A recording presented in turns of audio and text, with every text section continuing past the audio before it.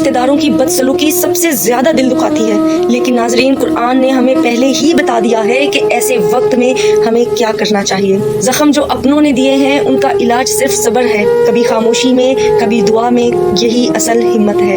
اللہم صلی علی محمد وعلی محمد۔ السلام علیکم ورحمۃ اللہ۔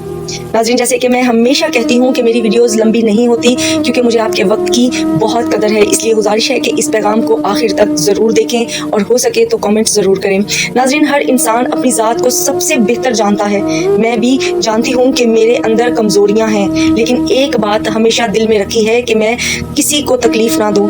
اسی وجہ سے میں زیادہ محفلوں میں نہیں جاتی، نہ غیبت کرتی ہوں نہ دوسروں کی برائیاں، لیکن جب بھی اپنے رشتہ داروں سے ملی تو دل سے ملی۔ مسئلہ یہ ہوا کہ بعض لوگوں نے میری خاموشی کو مغروری سمجھا، انہوں نے مجھ سے بد زبانی کی، یہاں تک کہ گالیاں بھی دی، لیکن ناظرین میں نے ان کے بد کلامی کے جواب میں ان سے دوری اختیار کی، لیکن ان کے بچوں اور گھر والوں کے ساتھ تعلقات نہیں توڑے، کیونکہ اللہ اور اس کے رسول صلی اللہ علیہ وآلہ وسلم نے فرمایا جو قطع تعلق کرے اس سے تعلق جوڑو، جو تمہیں محروم کرے اسے عطا کرو، اور جو تم پر ظلم کرے اسے معاف کرو۔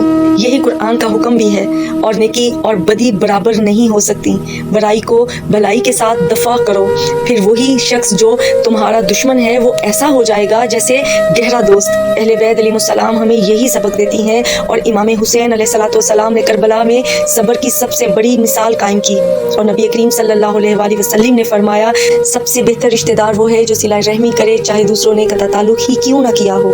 ناظرین، یہ بات ہمیں سمجھنی ہے کہ اگر کوئی رشتہ دار ہمیں بار بار تکلیف دیتا ہے تو ہمیں اپنے آپ کو محفوظ کرنا چاہیے، ان کے شر سے بچنے کے لیے فاصلہ رکھنا چاہیے، لیکن مکمل طور پر رشتہ نہیں کاٹنا چاہیے، حال احوال پوچھتے رہنا چاہیے، دکھ میں شریک رہنا چاہیے۔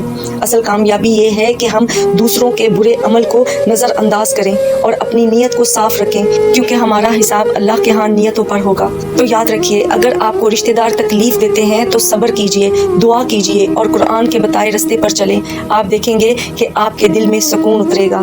دعا میں یاد رکھیے گا۔ فی امان اللہ۔ اللہم صلی علی محمد وعلی محمد۔